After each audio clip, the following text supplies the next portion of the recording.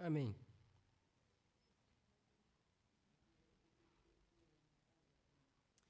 Privilégio, Senhor, irmãos, estar aqui na presença do Senhor mais uma vez com os irmãos, onde vamos dedicar um tempo a meditar na palavra do Senhor. No último domingo passado, nós demos início à nova série que se chama, que é uma pergunta, né, que tem o título Uma Pergunta, que diz: Sou convertido? E o nosso objetivo, meus irmãos, é que esses nossos estudos nos levem a um autoexame e também a um exame da igreja como corpo de Cristo, para que possamos avaliar as nossas bases, as bases da nossa conversão. O nosso objetivo aqui não é te dizer se você é ou não convertido, e nem te convencer de se você é ou não convertido, mas é que você mesmo faça um autoexame, é que você mesmo seja capaz de refletir sobre a sua vida e a vida da nossa igreja, porque é possível, meus irmãos, que os anos de igreja, os anos de uma rotina de igreja, dos rituais cristãos, nos façam confundir a sinceridade dos nossos atos com a salvação do Senhor. Às vezes, o título cristão não corresponde ao conteúdo de uma pessoa. Às vezes, o rótulo não corresponde ao produto. É ou não é? Quantas vezes a gente vai no mercado, a gente vê um produto que tem um rótulo tão bonito, e a gente pensa, bom, deve ser um bom produto, porque pela embalagem parece ser um produto muito bom. E quando você vai consumir, não é. E muitas vezes isso acontece com a gente. Esse rótulo de cristão, essa vida de igreja, nos faz confundir muitas vezes uma rotina com uma vida transformada. E nesses casos, meus irmãos, o que de pior pode acontecer é quando aqueles que se encontram entre os falsos convertidos se deixam enganar pelo orgulho que é fortalecido por uma aparente sinceridade de uma vida cristã. E assim o falso convertido ele caminha com sinceridade, não em direção ao reino dos céus, mas em direção ao inferno. Isso acontece quando a pessoa tem sinceridade em seus atos, mas não tem sinceridade em seu coração, quando a sua motivação é errada, quando seu entendimento sobre a vida de igreja é um entendimento errado. E hoje a gente vai falar um pouquinho sobre isso. Vamos falar sobre o fato de que os convertidos, eles são salvos por Deus e não sinceros. A sinceridade, ela é um elemento fundamental da vida de um convertido, mas esse elemento, a sinceridade, esse elemento é esvaziado se ele não vier acompanhado da verdade. Sinceridade sem verdade se torna religiosidade. Eu peço então que você abra a sua Bíblia num texto muito espinhoso, que é a primeira carta de Paulo aos Coríntios, capítulo 5. Um texto muito duro. E através desse texto nós vamos meditar naquilo que o Senhor tem a nos instruir nessa manhã.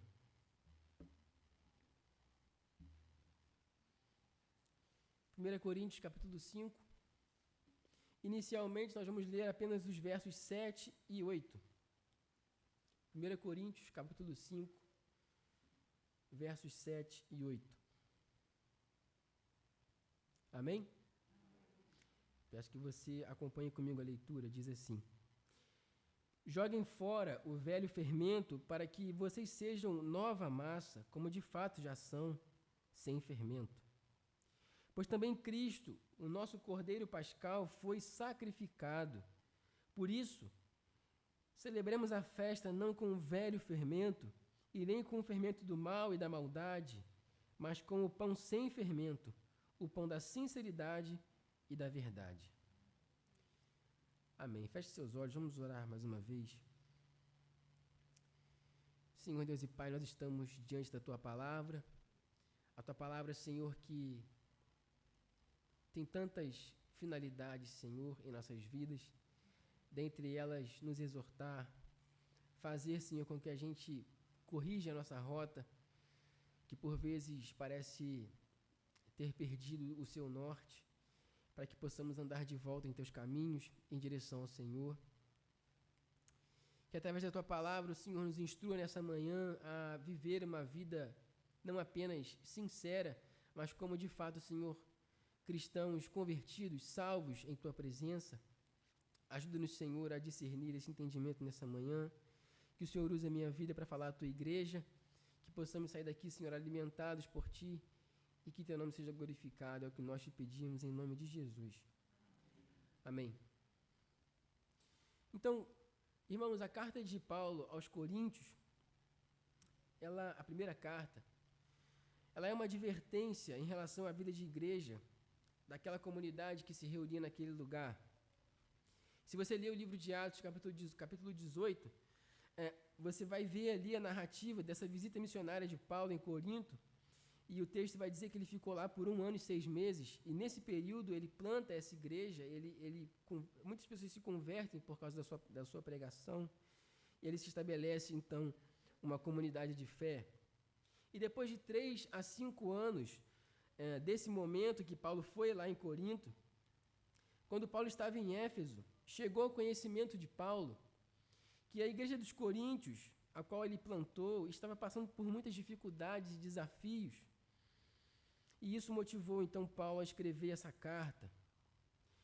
De uma maneira bem resumida aqui, porque senão a gente teria que estender muito nesse assunto, mas para a gente poder só entender qual é o conceito da carta, essa carta aqui é uma carta de exortação, é uma carta onde Paulo quer corrigir a igreja, a gente poderia dividir essa carta em 5 blocos. O primeiro bloco é do capítulo 1 ao capítulo 4, onde Paulo fala sobre as questões da divisão que havia no meio da igreja.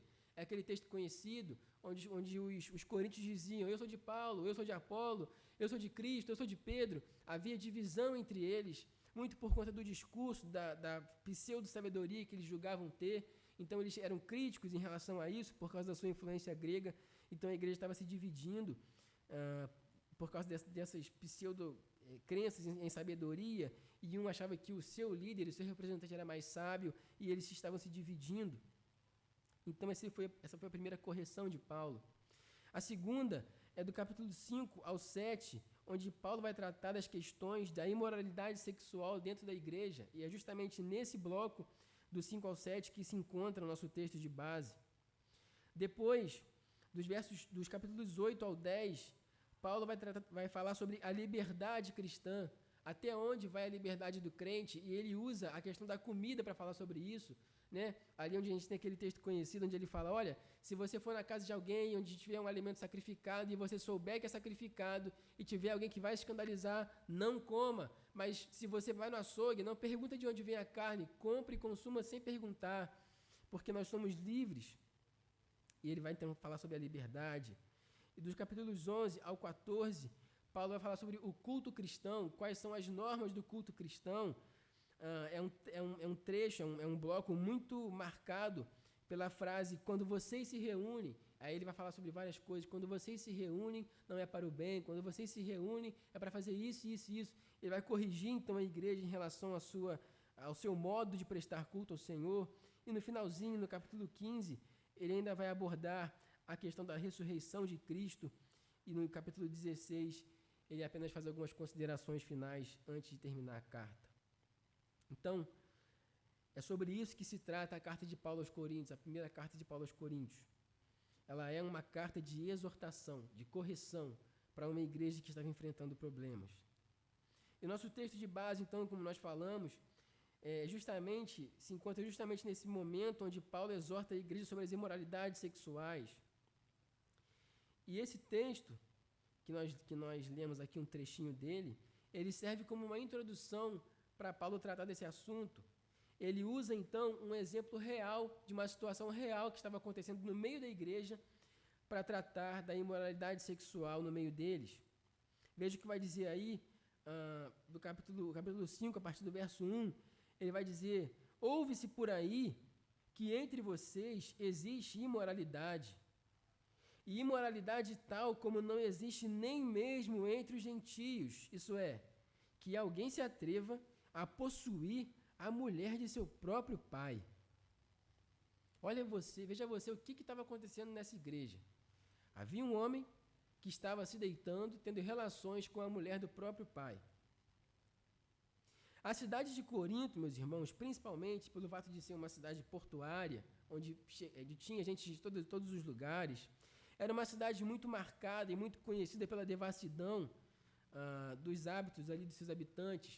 Havia até um verbo conhecido entre eles, que seria algo equivalente a vamos corintianizar, quando eles queriam fazer algo devasso, algo que fosse contra o mandamento do Senhor, de tão devassa que era aquela comunidade, aquela cidade e a sua fama. Então, ali eles tinham muita influência dos deuses gregos e romanos, onde esses falsos deuses exigiam cultos que envolviam orgias sexuais e outras coisas. E essa imoralidade, essas questões sexuais depravadas, faziam parte do dia a dia dos coríntios. Isso para eles era algo comum, era algo normal, fazia parte da sua cultura. Dificilmente alguém daquela igreja ou daquela comunidade, daquela cidade, iria se escandalizar diante de uma coisa imoral. Entretanto, meus irmãos, Paulo não está escrevendo essa carta para a cidade de Corinto como um todo, mas ele escreve para a igreja de Corinto que se reúne naquele lugar, o povo de Deus que se reúne naquele lugar. E o que se espera de uma igreja, o que se espera de uma comunidade que diz seguir ao Deus vivo, o que se espera de uma comunidade que diz seguir o Cristo, aquele que foi tentado em tudo, mas foi vitorioso em todas as coisas, que não cedeu em nenhuma tentação. O que se espera, meus irmãos, de uma igreja que diz servir a esse Deus? O que se espera, meus irmãos, é que ela viva de modo digno do Evangelho, vivendo a cultura da cidade de Deus, não a cultura da cidade dos homens, não como um bando de religiosos que apenas deixaram de servir um Deus pagão para agora servirem outro Deus, apenas trocando uma religião por outra, mas sem compromisso com a verdade, apenas com sinceridade, dizendo, olha, então se eu seguia o Deus A, agora eu vou seguir o Deus B, mas tanto faz isso no meu dia a dia, isso não vai interferir na minha vida, porque eu apenas estou trocando de religião. Era basicamente isso que estava acontecendo com aquela igreja. Em outro momento, quando Paulo escreve aos Colossenses, ele vai dizer que Deus nos tirou do império das trevas. E, portanto, se Deus nos tirou de lá, nós não devemos mais andar como se estivéssemos nas trevas. A igreja de Cristo e seus membros devem andar na luz, como Deus está na luz, como também disse o apóstolo João em sua primeira carta. Mas o que está acontecendo com esse irmão que Paulo está falando? Imoralidade sexual dentro da igreja. E não apenas imoralidade, mas algo tão sujo, tão vergonhoso, que Paulo vai dizer que nem mesmo entre os gentios, lembre-se, que eu acabei de dizer que aquela cidade era conhecida por ser uma cidade devassa, mas nem mesmo entre eles era conhecido algo tão depravado quanto um homem que se deita com a mulher de seu pai. Então, Paulo está dizendo que nem do lado de fora da igreja era visto algo tão vil, tão terrível como aquilo que estava acontecendo dentro da igreja. Paulo está dizendo que eles deveriam prestar mais atenção para essa situação, porque isso não era uma coisa normal, isso não era uma coisa comum. Mesmo diante de um contexto onde existiam homens e mulheres depravados, sem conhecimento de Deus, nem mesmo entre eles acontecia algo assim. As leis de Deus que foram entregues no passado por meio de Moisés já proibiam expressamente que um homem não tivesse relações com a mulher de seu pai. E claro, meus irmãos, aqui não se trata de que o homem estava deitando com a sua própria mãe, mas sim que era a sua madrasta, a mulher de seu pai. Mas ainda assim isso não diminui o peso do pecado, porque aquela mulher pertencia ao seu pai, estivesse ele vivo ou morto, no contexto em que essa carta foi escrita, não importa, aquela mulher não era dele, era a mulher que se unia ao seu pai e, portanto, ele não tinha o direito de se deitar com ela, de se envolver com ela.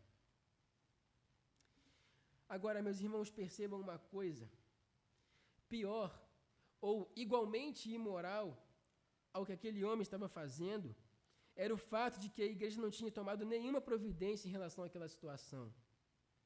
Pior ou tão imoral quanto a atitude daquele homem era o silêncio da igreja. Veja o que Paulo vai dizer na sequência, versos 2 e 3. E vocês, falando aos coríntios, andam cheios de orgulho, quando deveriam ter lamentado e tirado do meio de vocês quem fez uma coisa dessas. Eu, na verdade, ainda que fisicamente ausente, mas presente em espírito, já sentenciei, como se estivesse presente, o autor de tal infâmia.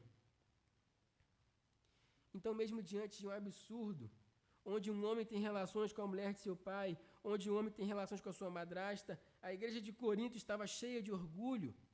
E esse orgulho a que Paulo se refere tem a ver com o que ele tinha dito no capítulo anterior, no capítulo 4, quando ele estava tratando ali das questões de divisão na igreja, e ele ironiza a posição em que a igreja de Corinto estava se colocando diante dos outros cristãos. Por isso, Paulo vai dizer aí, no finalzinho do capítulo 4, a partir do verso 8, dizendo que os coríntios pensavam que eles eram ricos, como se eles estivessem reinando sobre os outros, como se eles estivessem julgando os outros, como se eles estivessem em posição de superioridade, inclusive superiores aos apóstolos, inclusive superiores ao apóstolo Paulo. E Paulo ironiza isso dizendo, olha, vocês estão realmente numa posição acima mesmo, enquanto eu e os demais apóstolos somos tratados como lixo. E aí ele vai dizer, olha, o mundo nos trata como lixo, como escória de todos, e vocês aí, com uma igreja que cheia de moralidades, se julgam superiores, mesmo que entre vocês haja um caso tão absurdo de imoralidade sexual. Ainda assim, aqueles membros da igreja de Corinto estavam cheios de orgulho. E a razão, meus irmãos, pela qual eles tivessem esse orgulho tão exacerbado, a razão pela qual eles tivessem esse ego inflamado, é porque a igreja de Corinto era uma igreja que havia, onde Deus manifestava muitos dons, ou pelo menos eles acreditavam que se manifestavam muitos dons da parte de Deus. E o fato de ser uma igreja cheia de dons envaideceu o coração deles e o tornou orgulhosos, a ponto de acharem que eram superiores aos outros. Você sabe quando uma celebridade se converte? A gente sempre fica com o pé atrás, né? Quando um famoso se converte, sempre dá aquela coisa tipo assim, mas será que converteu mesmo? Tem um cantor famoso aí, que eu não posso falar o nome dele, porque tem pessoas que podem ficar magoadas, mas tem um cantor famoso, internacional, começa com J o nome dele, que ele diz que se converteu e ele cantou em igrejas e teve várias manifestações, etc. Só que, ao mesmo tempo, a gente percebe que não mudou de estilo de vida. As práticas são as mesmas, a rotina de vida é a mesma, os lugares que frequenta são os mesmos, nada mudou. Mas sabe o que acontece? A gente olha para uma foto dele chorando num culto, seja ele ou qualquer outra celebridade que se converte, ou ele cantando, e a gente pensa, nossa, como ele é sincero, ele se converteu mesmo. Mas, meus irmãos, uma pessoa sincera pode estar caminhando sinceramente para o inferno. Existe uma história que eu gosto muito, que é a história de Dom Quixote. E é uma história incrível. E o Dom Quixote, ele é um senhor já idoso, e ele assume uma personalidade de alguém, de um cavaleiro medieval, mesmo que no seu contexto não existissem mais cavaleiros. E ele veste uma armadura, ele acredita de fato, ele é sincero no seu ato de acreditar que ele é um cavaleiro, então ele veste uma armadura, ele monta num cavalo, ele vai atrás de uma jornada, ele pega uma camponesa e toma ela como uma esposa, achando que ela é uma princesa.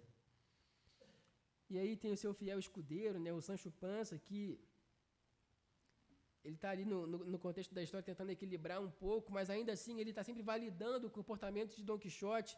E tem um episódio muito famoso na história, onde Dom Quixote ele vê moinhos de vento, e ele acredita que são gigantes, e ele ataca esses moinhos com toda a sua força e vai golpeando os moinhos, e tem aquela cena dele incrível, como um grande cavaleiro derrotando um gigante, mas a cena real é que ele está batendo no moinho. Ele é sincero. Ele acha que ele é um cavaleiro, mas a sua sinceridade é esvaziada porque não tem verdade.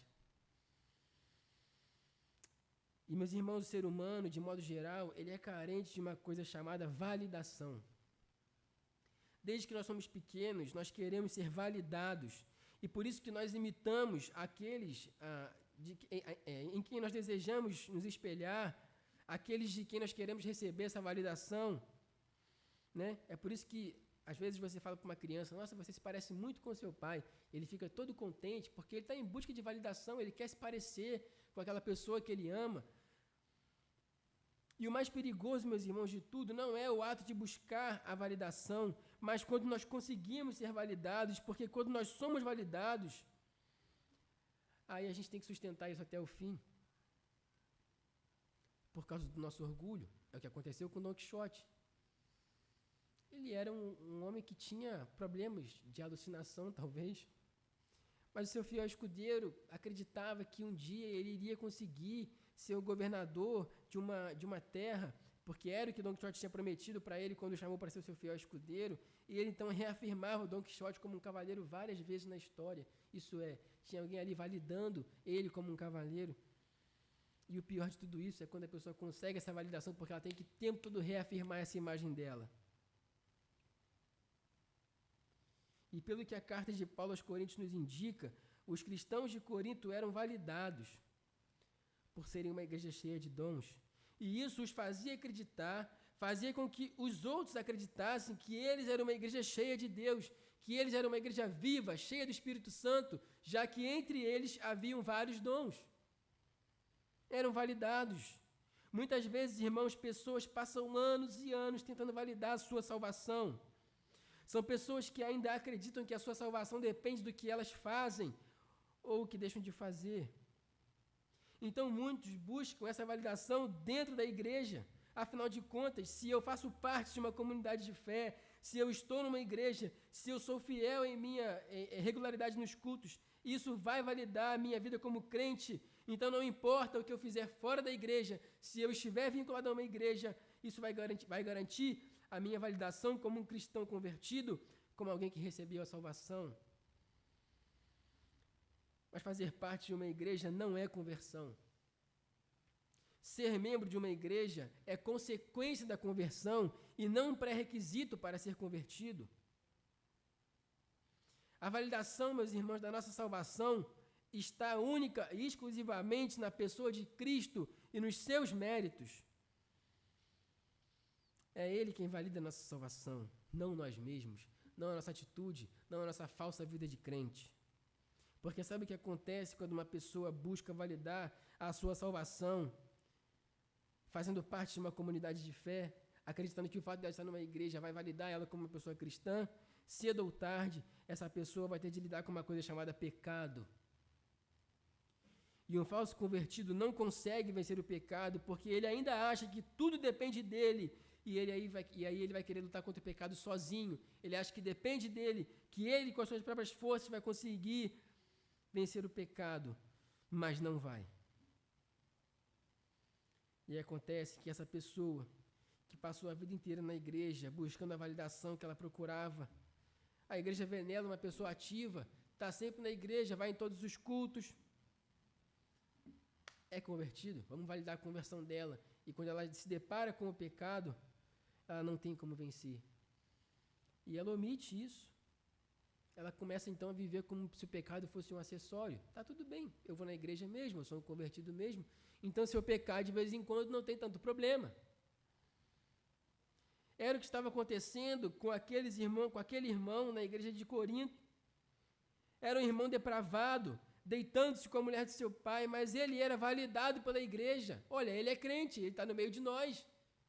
E se isso fosse um problema, a nossa igreja não ia ser uma igreja cheia de dons. Se somos uma igreja viva e ele pertence à nossa igreja, então está tudo bem, deixe o homem. Mas Paulo está dizendo, vocês não têm motivo nenhum para se orgulhar, porque quando aquele homem cometeu aquela infâmia no meio de vocês, vocês não o repreenderam, antes agiram como se nada tivesse acontecido. Ou seja, eles queriam sustentar a validação daquela igreja como uma igreja espiritual, uma igreja cheia de dons, quando na verdade eles deveriam estar, como diz o apóstolo Paulo, lamentando o fato de ter no meio deles algo tão imoral. E por isso Paulo diz, mesmo que eu não esteja fisicamente com vocês, estou em espírito. E em relação a esse caso de imoralidade, eu já dei a minha sentença. E qual foi a sentença de Paulo? Versos 4 e 5. em nome de nosso Senhor Jesus, reunidos vocês e o meu espírito, com o poder de Jesus, nosso Senhor, que esse tal seja entregue a Satanás para a destruição da carne, a fim de que o espírito seja salvo no dia do Senhor. Paulo hoje em dia seria cancelado como um líder abusivo, com certeza. A sentença de Paulo, meus irmãos, ao autor de tal infâmia, não provém da autoridade de Paulo, mas do Senhor Jesus, porque o Senhor Jesus é o Senhor da igreja. Ele não sentencia sob a sua autoridade, mas pela autoridade do próprio Deus. Cristo é o Senhor da igreja. Logo, a sentença é dada pela autoridade do nome do Senhor. Agora, o que significa essa sentença? O que significa entregar alguém a Satanás? Quando Paulo diz que aquele homem deveria ser entregue ao diabo, ser entregue a Satanás, o que ele está dizendo é que aquele homem deveria ser excomungado, colocado para fora da comunidade dos salvos. É o famoso contexto. No verso 2 desse mesmo capítulo que nós estamos lendo, Paulo vai dizer que eles deveriam ter tirado esse irmão do meio deles. Mais para frente, no verso 11, que ainda vamos ver, ele vai dizer que os cristãos não deveriam se associar com quem diz ser um irmão, mas vive de acordo com os padrões do mundo, ou seja, a sentença é que aquele homem fosse entregue ao mundo, fora da igreja. E o que isso significa? Em sua primeira carta, no capítulo 3, no capítulo 5, verso 19, João vai dizer que o mundo jaz no maligno. Quando Paulo escreve aos Efésios, no capítulo 2, ele vai dizer que Cristo nos deu vida quando ainda vivíamos em uma vida de pecado, seguindo o curso deste mundo, segundo o príncipe da potestade do ar, ou seja, Satanás. Então, meus irmãos, a sentença é que aquele homem fosse entregue ao mundo, porque ser entregue ao mundo é ser entregue ao diabo, é ser colocado para fora da comunidade dos santos. Nós somos o corpo de Cristo. O sistema que está lá fora não segue aquilo que nós seguimos, não vive de acordo com aquilo que nós entendemos que temos que viver. Portanto, ser colocado para fora. Se o diabo é o príncipe desse mundo, é ser colocado nas mãos de Satanás.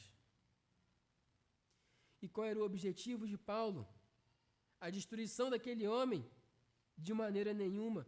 O desejo de Paulo é que aquele homem, ao receber a disciplina, tivesse sua carne destruída. E a carne aqui é no sentido de desejos carnais. Não é a nossa carne física, mas é a nossa carne que milita contra o espírito, a nossa carne que deseja o pecado. É essa carne que Paulo quer que seja destruída, para que então esse homem pudesse ser salvo no dia do Senhor. Isso é, coloque ele para fora, para que assim talvez haja um arrependimento genuíno e a gente possa inserir ele de novo no corpo de Cristo. Há quem diga que, na segunda carta aos Coríntios, no capítulo 2, quando Paulo vai falar de um irmão que deveria receber o amparo dos irmãos ao ser inserido de volta na comunidade, alguns estudiosos dizem que se refere a esse irmão que se arrependeu e foi inserido de volta na comunidade. E isso só reforçaria o nosso ponto de que Paulo visa a salvação desse homem. Mas ainda antes de terminar, Paulo vai aprofundar um pouco mais a sua sentença e as suas orientações acerca desse caso, nos versos seguintes, versos 6 a 8. Não é bom esse orgulho que vocês têm? Por acaso vocês não sabem que um pouco de fermento leveda a massa toda? Joguem fora o velho fermento para que vocês sejam nova massa, como de fato já são, sem fermento. Pois também Cristo, nosso Cordeiro Pascal, foi sacrificado. Por isso, celebremos a festa não com o velho fermento, nem com o fermento do mal e da maldade, mas com o pão sem fermento, o pão da sinceridade e da verdade.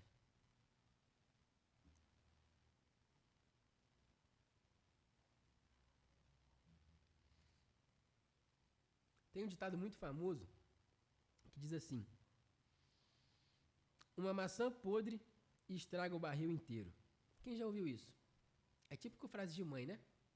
Quando a mãe não quer que os filhos andem junto com as más companhias, aí a mãe fala, olha, uma maçã podre estraga o cesto inteiro, meu filho.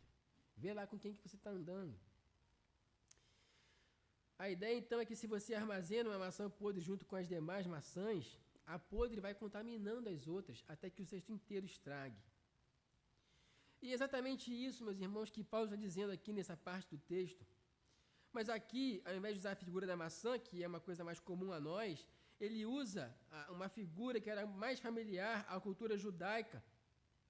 Ainda que seus destinatários fossem gentios, subentende-se que eles iriam entender aqui a referência que Paulo estava dando em relação à cultura judaica. Isso porque os judeus tinham o costume de guardar um pequeno pedaço da massa de pão da semana anterior, deixando que essa massa ficasse fermentando. E então, na outra semana, era acrescentado esse pequeno pedaço de massa à massa nova, para que essa massa nova então fermentasse por completo. Acontece que com o passar de várias semanas, fazendo esse mesmo processo de fermentação, as chances de contaminação aumentavam. E por isso Paulo usa essa imagem dizendo que eles deveriam jogar fora o velho fermento para que eles pudessem ser uma massa nova sem contaminação. Além disso, Paulo também faz uma alusão à festa dos pães sem fermento, ou seja, a festa dos pães asmos, que além de ser uma festa religiosa, provavelmente era uma medida protetiva da parte de Deus, retirando o fermento velho do meio do povo, livrando o povo de possíveis contaminações. E como bem sabemos, meus irmãos, a festa dos pães asmos era celebrada no mesmo período da Páscoa, de acordo com a lei de Moisés. E é por isso que na sequência Paulo traz a figura de Cristo, o Cordeiro Pascal. Mas por qual razão ele fala de pão sem fermento e agora ele está falando de Cristo? Bem, se a gente voltar só um pouquinho na nossa Bíblia, lá no livro de Êxodo, ao ser instituída a festa dos pães sem fermento, lá no capítulo 12 de Êxodo, nós vamos ver que no primeiro dia da festa era sacrificado um cordeiro. Esse sacrifício do cordeiro marcava a retirada do fermento do meio do povo. Então Paulo aqui traz essa figura para a igreja de Corinto, como se ele estivesse dizendo, olha, o cordeiro que é Cristo já foi sacrificado. Já é hora de tirar o fermento do meio de vocês para que a massa, para que a igreja não estrague, para que vocês não sejam contaminadas. Cristo já foi sacrificado, o nosso cordeiro já foi sacrificado definitivamente, então não há mais razões para conservar em nosso meio o fermento com riscos de contaminar toda a massa. Então, por que correr o risco de morte quando Cristo já nos deu a vida? Como já vimos, o problema da igreja de Corinto não era só o homem que estava praticando imoralidade sexual com a sua madrasta, mas também a indiferença daqueles cristãos daquela igreja para com esse fato, que ao invés de se livrar do velho fermento, ou seja, daquilo que trazia risco de contaminação para a igreja, eles preferiam correr o risco de deixar a massa apodrecer por causa do seu orgulho. Há um grande problema, meus irmãos, quando a igreja pensa que a igreja existe para si mesma, que a igreja é um fim em si mesma. Como se cada igreja fosse um fim em si. A igreja de Corinto sofria desse mal, e isso fica claro nas ações deles, arrogantes, orgulhosos, prepotentes, cheios de si, vaidosos. Orgulhosos ao ponto de acreditar que poderiam deixar um fermento podre na massa, porque eles eram tão elevados que não corriam o risco de se contaminar. E geralmente, meus irmãos, isso acontece quando existe uma má compreensão acerca do que é ser igreja. E é por isso que Paulo é tão enfático em suas palavras no finalzinho do verso 8. O que ele quer dizer é que não haja celebrações entre vocês, que não haja festa, que não haja a celebração da ceia do Senhor, que não haja nenhuma comemoração no meio de vocês, enquanto estiverem contaminados pelo fermento do pecado. Antes, celebrem quando o fermento for retirado, quando não houver mais escândalo no meio de vocês. Celebrem quando vocês forem uma igreja saudável, sem a fermentação, sem o risco de contaminação. Não celebrem com o pão da maldade, mas com o pão da sinceridade. Mas não só a sinceridade, mas o pão da verdade, porque não basta a sinceridade, ela precisa caminhar junto com a verdade. Caso contrário, eles iriam incorrer no mesmo erro. A igreja não é dos coríntios, a igreja não é dos judeus nem do grego, a igreja de Cristo Jesus.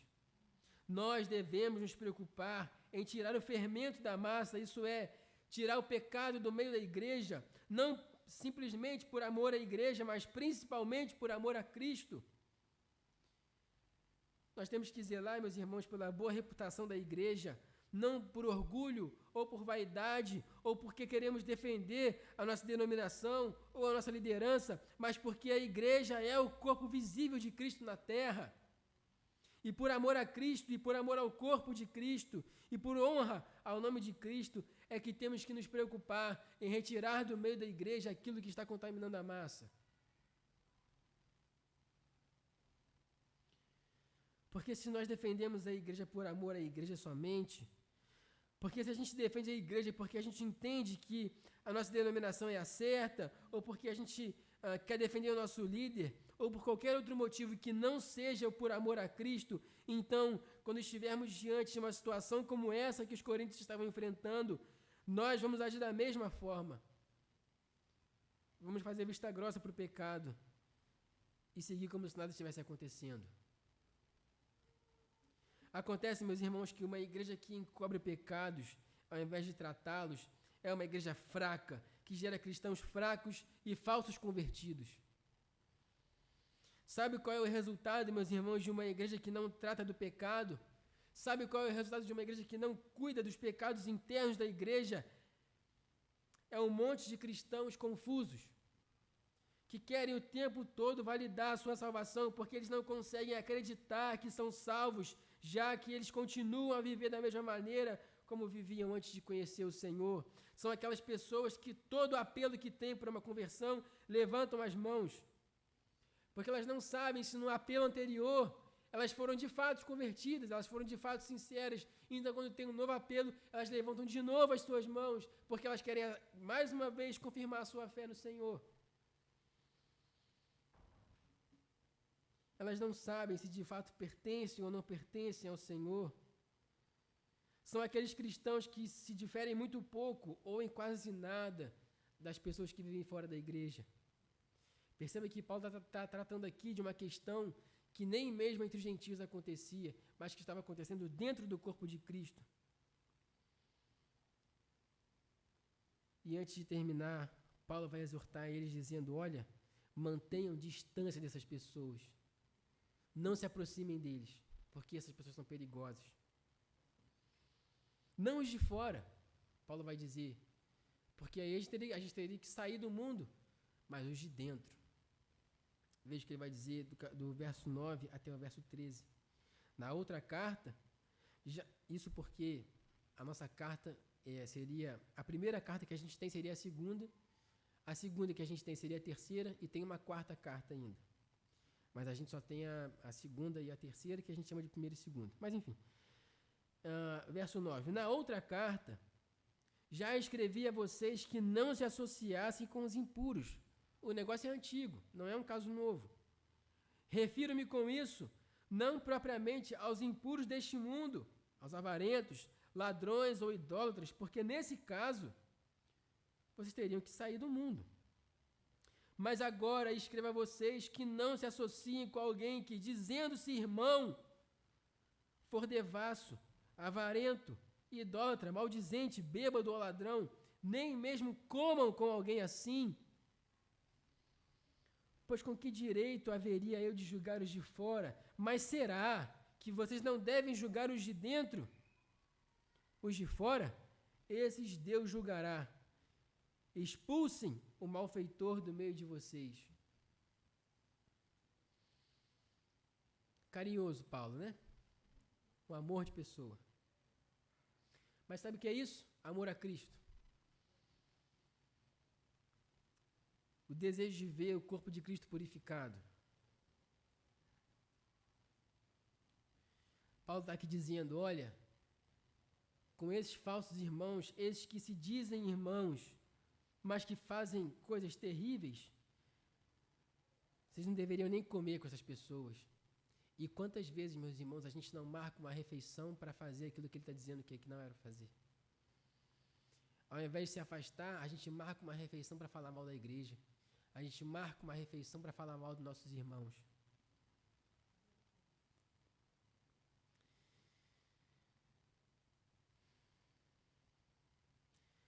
Aqui nesse trecho, então, Paulo está estabelecendo uma distinção fundamental entre o julgamento que cabe à igreja e o julgamento que cabe a Deus. Não é o nosso dever julgar os de fora, porque os de fora, meus irmãos, não conhecem a verdade, estão distantes de Deus. Eles permanecem sob o juízo soberano do Senhor. O chamado da igreja é para examinar e disciplinar aqueles que fazem parte da comunhão cristã, mas que vivem em contradição com o testemunho do Evangelho. Como nós vimos antes, meus irmãos, a igreja visível deve ser o corpo santificado, comprometido com a glória de Deus e com santidade na prática dos seus membros. A comunhão dos santos não é meramente nominal. A gente não pode dizer que estamos reunidos no meio de santos e somos todos um bando de pecadores. A comunhão dos santos não é meramente um encontro religioso, ela exige um testemunho vivo, coerente com a fé, coerente com o Evangelho, coerente com o nosso Senhor Jesus Cristo, não coerente com esse mundo. Paulo é enfático ao listar os comportamentos que contradizem esse falso testemunho: imoralidade sexual, avareza, idolatria, maledicência, embriaguez, roubo. Esses pecados não são apenas falhas morais individuais, mas distorções do caráter cristão que corrompem o testemunho da igreja como um todo. Essa lista mostra o escândalo que é manter a comunhão e até partilhar a mesa do Senhor com alguém que vive deliberadamente no pecado. A lógica de Paulo é que a igreja deve ser a guardiã da santidade e não do pecado, e não uma acobertadora de pecados. Não é que a igreja tem que ser uma juíza condenadora, mas como uma comunidade de redimidos que zela pela presença santa de Deus em seu meio. O oposto daquilo que os coríntios estavam fazendo quando nutriam a imoralidade sexual no meio deles. E por isso Paulo está dizendo no final do texto: olha, expulsem o malfeitor do meio de vocês. E aqui ele retoma de novo a linguagem do Velho Testamento, onde ele usa de novo, como ele já usou anteriormente, e aqui mais especificamente ele usa Deuteronômio, onde Israel era chamado a remover o mal do meio da congregação. Paulo aplica esse princípio à igreja como um novo povo de Deus. Essa aplicação não é legalista nem vingativa, pelo contrário, é uma disciplina eclesiástica. É um ato pastoral de cuidado, tanto para a saúde da igreja, quanto para a possível restauração daquele membro caído. Disciplinar um pecador é um ato de amor. Validar o pecado de um pecador é que é um ato de crueldade e deslealdade. Você não ama o seu irmão quando você acoberta o pecado dele, porque você está condenando o seu irmão.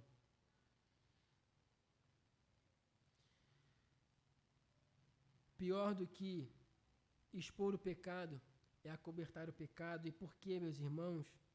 Porque Deus é quem vai julgar aqueles que vivem deliberadamente no pecado. E o autor aos Hebreus nos diz que terrível coisa é cair na mão do Deus vivo.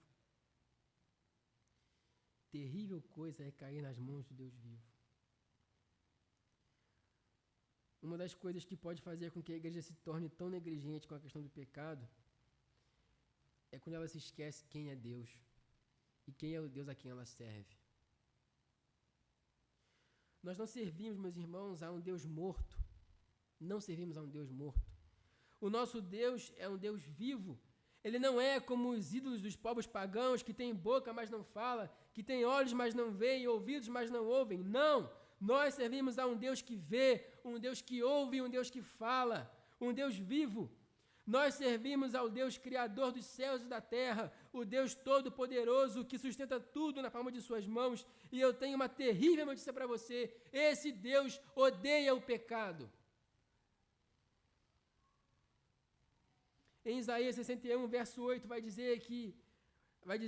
Deus diz: porque eu, Senhor, amo o juízo e odeio a iniquidade. Nós servimos, meus irmãos, a esse Deus que odeia o pecado, a um Deus que vive irado em relação ao pecado, e essa ira se acende contra todos os que são pecadores. Foi por causa da iniquidade, dos pecados de um povo que Deus inundou a terra, preservando somente a família de Noé. Foi por causa do pecado que Deus destruiu Sodoma e Gomorra com fogo, porque era um povo pecador e imoral. Foi por causa do pecado do povo de Deus que eles foram exilados e sofreram como um povo derrotado em um contexto de guerra.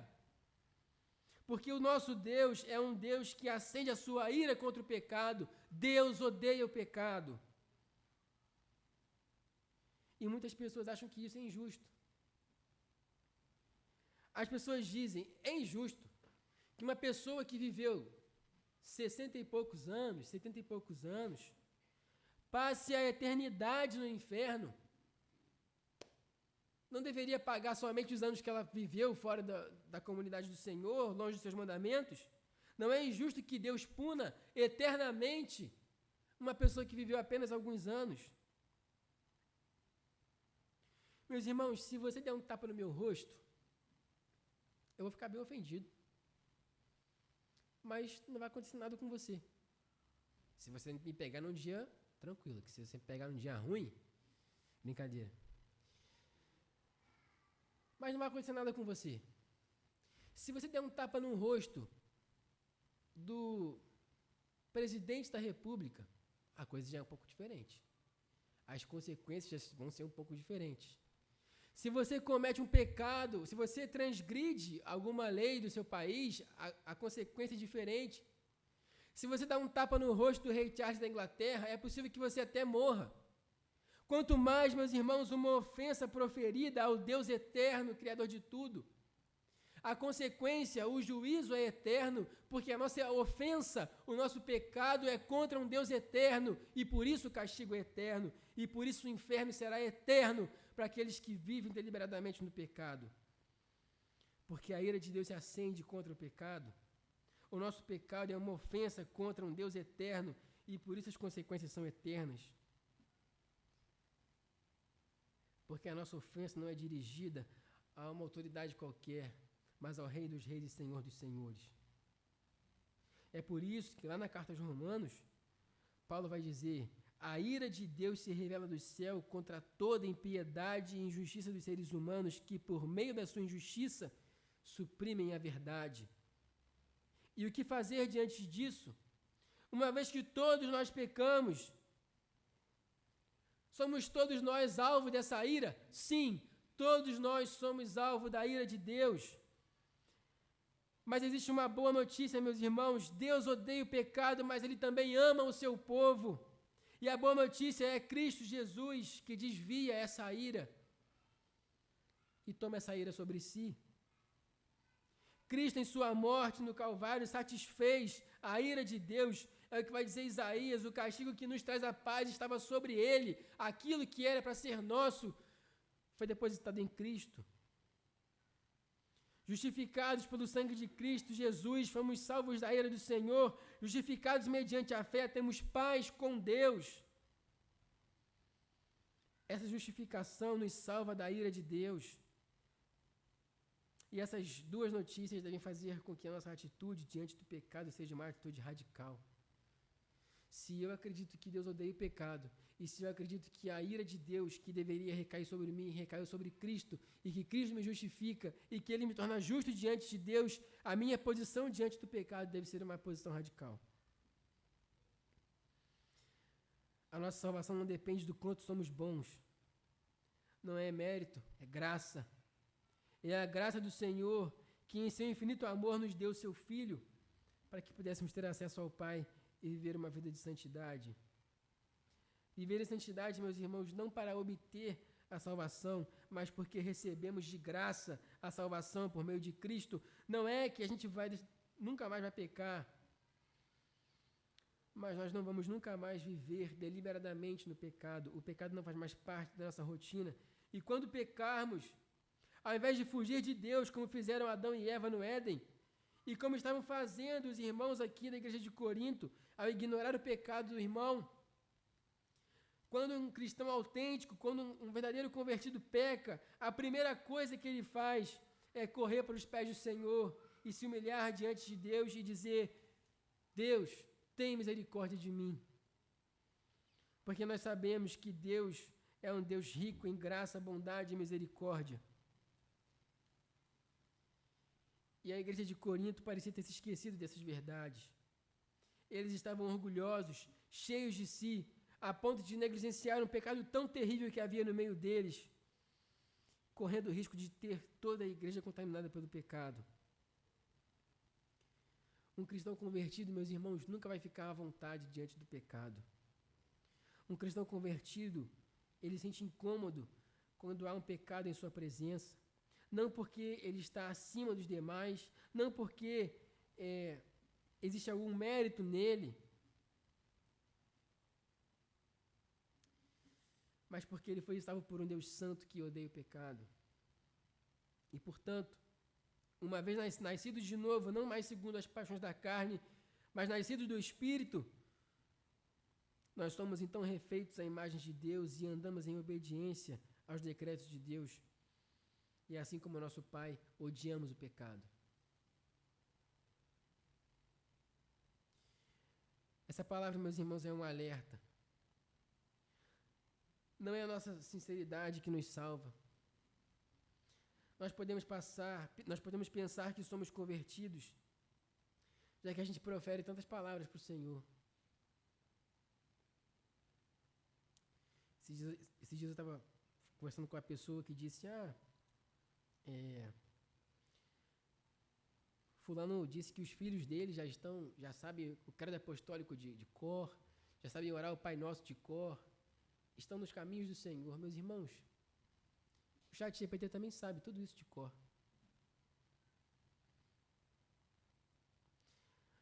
Nós podemos pensar que somos convertidos, já que em nossa comunidade de fé, nós somos ativos. As pessoas nos validam: nossa, você é uma bênção. Nós podemos pensar que somos salvos por causa de uma rotina religiosa. E podemos fazer tudo isso com uma aparente sinceridade e mesmo assim estar caminhando com passos sinceros em direção ao inferno. A verdadeira marca de um convertido é como ele se porta diante do pecado. Se ele prefere esconder ou se ele prefere tratar e buscar em Cristo a restauração.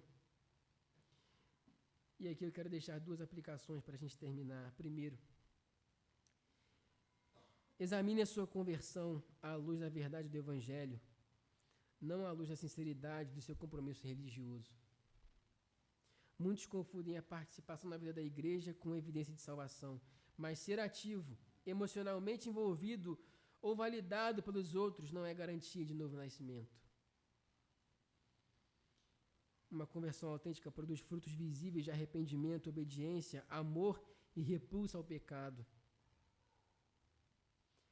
Examine a sua vida diante de Deus e se pergunte: a minha fé está firmada na obra de Cristo ou em minha performance? A salvação é pela graça, por meio da fé. E essa fé é que transforma.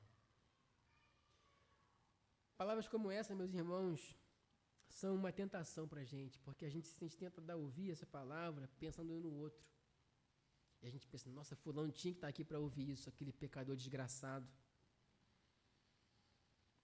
Mas, meus irmãos, às vezes o fermento que está prestes a contaminar a massa inteira é você, sou eu.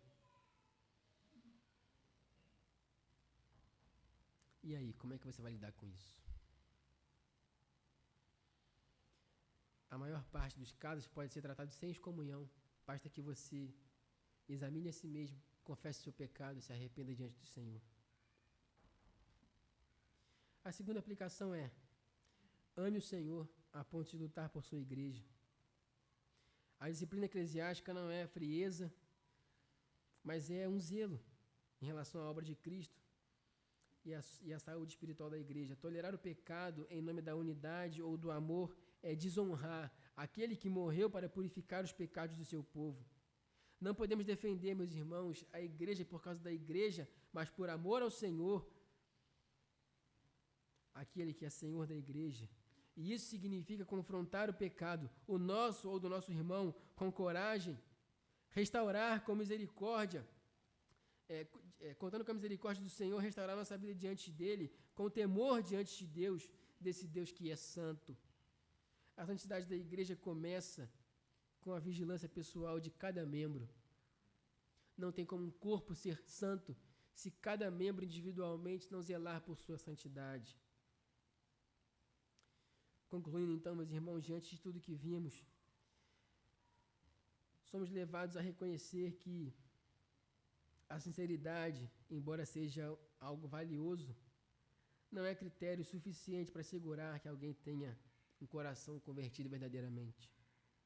É possível caminhar com sinceridade em direção ao inferno, se essa sinceridade não estiver fundamentada na verdade do Evangelho. A igreja de Corinto nos serve, meus irmãos, como um exemplo, um espelho, uma comunidade cheia de dons espirituais, uma igreja que as pessoas diziam: nossa, que igreja espiritual, que igreja maravilhosa. Mas que, ao negligenciar a disciplina e tolerar o pecado, e tolerar a devassidão no meio deles, estavam caminhando a largos passos a uma contaminação geral e a um distanciamento daquilo que Deus exige. A indiferença com o pecado dentro da igreja é um sinal grave de que existe algo errado com a nossa compreensão do que significa ser povo de Deus.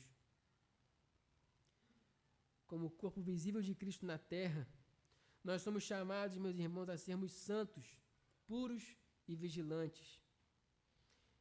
É por isso que essa palavra, ela serve para nós como um despertar, para um temor reverente diante do Senhor, esse Deus que odeia o pecado.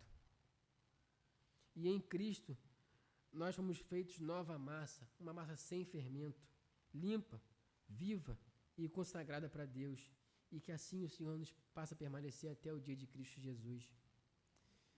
Vamos orar?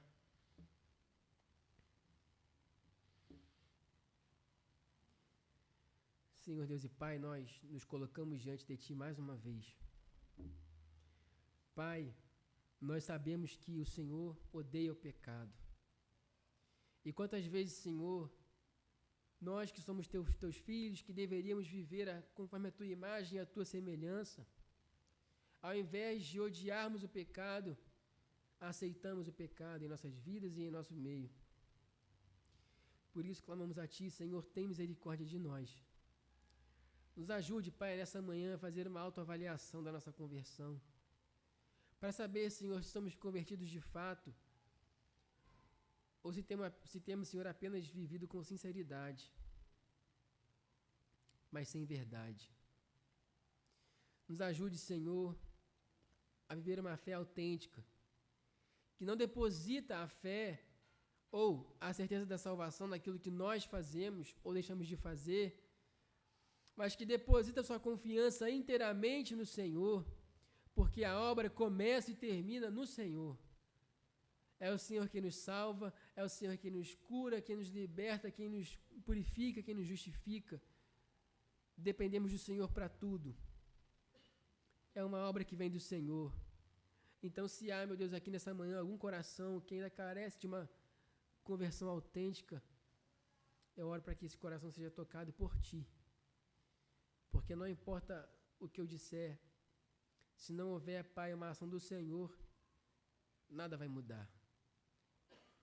Então que o Senhor possa agir no meio dessa igreja, para que possamos ser uma igreja que Te ama, que Te busca em santidade e em temor, e uma igreja que odeia o pecado. Em nome de Jesus. Amém. Amém.